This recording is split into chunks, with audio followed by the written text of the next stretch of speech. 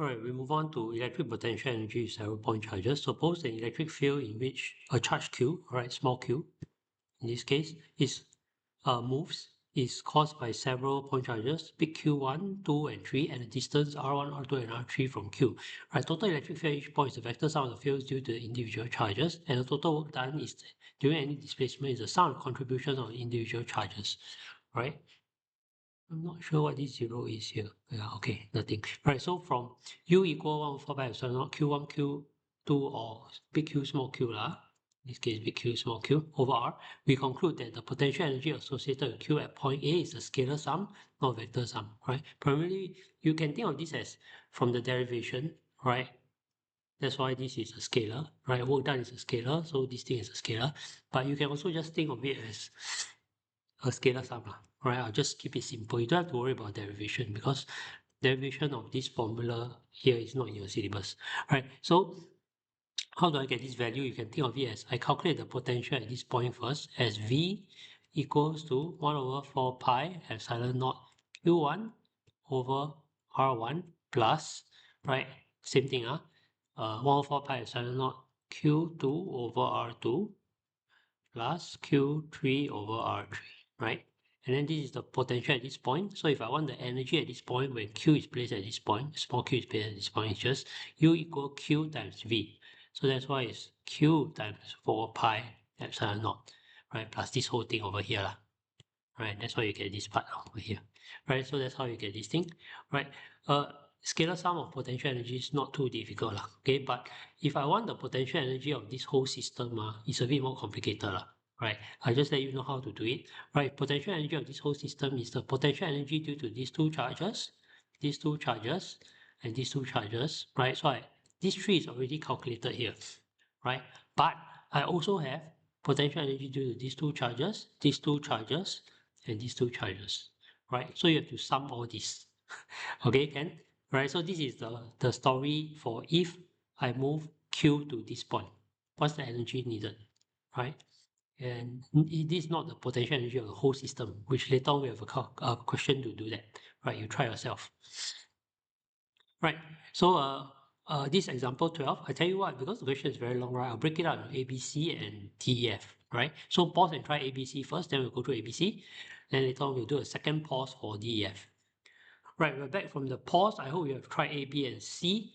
Right, two charges, minus Q and plus 2Q, right, at points B and C at distance 10 cm apart. What's the magnitude of the, what's the electric potential energy of the system, right, if Q is this amount? So this one is easy, lah. You just use the formula for potential energy, which is 1/4 pi epsilon naught Q1, Q2. Remember, sub with the sign, right? So this one is minus, right? So minus 1 times 10 to the power minus 7 multiplied by plus 2. So it's 2 times 10 to the power minus 7 divided by distance 10 cm. So 10 times 10 to the power minus 2, right? Just change, that's how you need. And electric potential at D, right? This is the midpoint. What's the electric potential at D? So potential at D equals to 1/4 pi epsilon naught minus 1 times 10 to the power minus 7. You can note, again, I remember the sub-negative sign, divided by 5 cm, 5 times 10 to the power minus 2, plus 1/4 pi, this is scalar sum, 2 times 10 to the power minus 7, divided by 5 times 10 to the power minus 2. Okay, so I'll just sum these two values. Then I work done to bring a third charge from the small q, this charge from infinity to point A, which is at this point over here, right? So if I bring a small charge from infinity to point A, the energy needed, the work done by external agent must be equal to delta U, right? The change in energy from infinity to that point, right? At infinity, remember potential energy is 0. So U final minus U initial, which is the infinity value, right? This one is 0, right? So it's actually just U final lah. U final will be Q times V final. The final position is A, so I need to know what the potential at A is, right? Oh, sorry, I'm going to do part C first. I missed part C. Let's do part C first. I was wondering where is potential of A. Right, so potential at A is easy. You do the same thing as VD, except that the bottom part, you substitute this value by 10. Can understand? So this one change to 10 cm and this one change to 10 cm instead of 5 cm. Right, that's all. Yeah, I'm supposed to do D and E and F later. Right, so now let's check the answers for A, B, and C. Right, so for you, for part A, because one is negative charge, one is positive charge, I will get a negative potential energy for part A, right? Then the potential at D, midpoint of BC, right? We can see here, 1/4 pi epsilon naught Q, right? Start with the charge divided by 5, Q divided by 5, right? So you get this one, right? So this is a negative value, this is a positive value. Then you get this value over here. Okay, at A, all right, you do the same thing except the 5 cm change to 10 cm. That's all, right? Then you get this value. Okay, can? Right, you can pause and do D, E, and F. All right, we're back from the pause. Okay, so work done, we bring a third charge from of 3 times 10 to the power of minus 7 from infinity to point A. So your infinity move to point A, right? So again, we go back to this. Work done by external agent is change in potential energy. Change in potential energy is final, which is A. Actually, the final is A, right? Minus infinity, which is initial, right? But infinity, we all define to be zero potential energy and zero potential. Okay, so at infinity, we'll say that, oh, the energy is zero, I don't care about infinity. So the potential energy at A is equal to Q times the V at A, right? So what is V at A? I calculated in part C already. So I just need to take Q. Remember to sub the sign, right? So it's plus 3 times 10 to the power of minus 7 multiplied by whatever VA is as calculated in part C. Right? Work done to move Q from A to D. Right? So if I move from A to D again, the work done can be given by the same formula. By external agent is delta U, right? So it's U D minus UA, right? So the potential energy at A is calculated here already, right? So actually I can use this value to substitute here. Then UD you can again calculate using Q, which is the 3 times 10 to the power minus 7 multiplied by VD, which I calculated in part B, right here. So you can substitute the value here, then minus Q times VA, which actually I calculated here, right? Then that's your work done by external agent to move from A to D. Okay, so we'll just look at these two calculations first, right? So we'll just take the positive 3 multiplied by potential at A, right? The more detailed working I gave above lah. So if you don't understand this, please look above, right? Likewise with this one, right? I gave a more detailed working above. You can have a look at it, right? Then the last part, potential energy of a new 3-charge system if Q is placed at D, right? So if Q is placed at D, one way to think about it is that Q came from infinity, right, to this point, then to this point, right? So that you can see that what I calculated for D and E, right, is Q went from infinity, I'll change color, from infinity to this point, then to this point, right? Then if I bring Q from infinity to this point, right, what's the potential energy of this system? Okay, there are a couple of ways to do this. One is you take A plus E plus A. D plus E plus A. Why? Because D is to take from infinity to A. Then I move from D to, from A to D. So from infinity to A is the answer in D. From A to D is the answer in E. Right? So you take, this is the work done to bring from infinity to A. This is the work done to bring from A to D. Right? So this is the change potential energy of the 3 times 10 to the power of minus 7 charge from infinity to this point. Right? Then that takes care of the potential energy of this charge with B and this charge with C.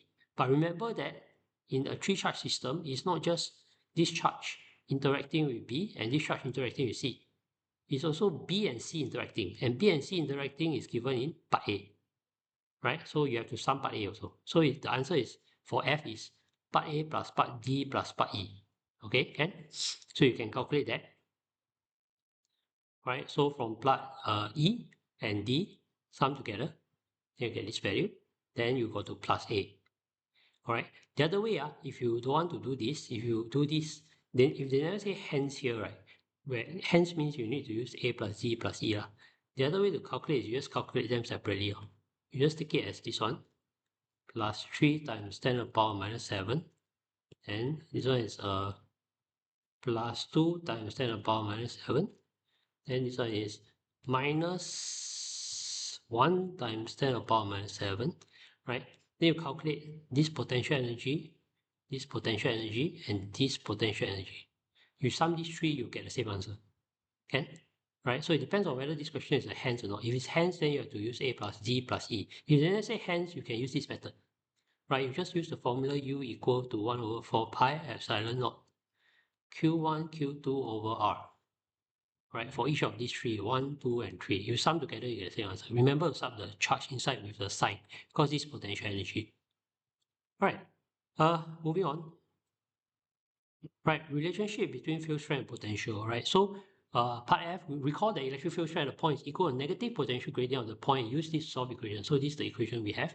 Right, compare this to gravitational equivalent. Right, do note that there's a force equivalent for this thing that we should know, right? So if I multiply both sides by Q, right, then E multiplied by Q is F, right? So equals to minus dV, but V multiplied by Q become U, right? So it's du dr, right? So these two are related, okay? And of course, gravitation, you have something similar, but multiply both sides by mass, you get mg equal to minus d phi m dr, right? This one is actually force, right? Then this is minus du dr also, right? So gravitation, you have exact same formulas, right? So this is the gravitation side, and this is the electric field side, right? Very similar, right? Du dr has a special name called potential gradient, right? It's a gradient of the potential against distance graph, right? So when I draw a graph of potential against gradient, potential against distance, right? The gradient is the negative of the gradient is the electric field, right? Remember, it's negative of the gradient. Don't forget the negative. It's very important. Okay. Hence, the electric field at a point is numerically equal to the potential gradient, right? Which is just dVdr, right? At a point, right? So E is actually magnitude of E is actually just modulus dVdr, right? Then the negative sign indicates the direction of electric field, which points towards the decreasing electric potential. This just means that the electric field always points from high potential to low potential. That's all. All right. Yeah, you can try example 13. Just pause for a while. All right, we're back. Potential energy of a body when it's placed at P, a distance x away from reference point O. So when I do questions like that, I always try and draw a diagram. So O, then P, right? So this is x, right?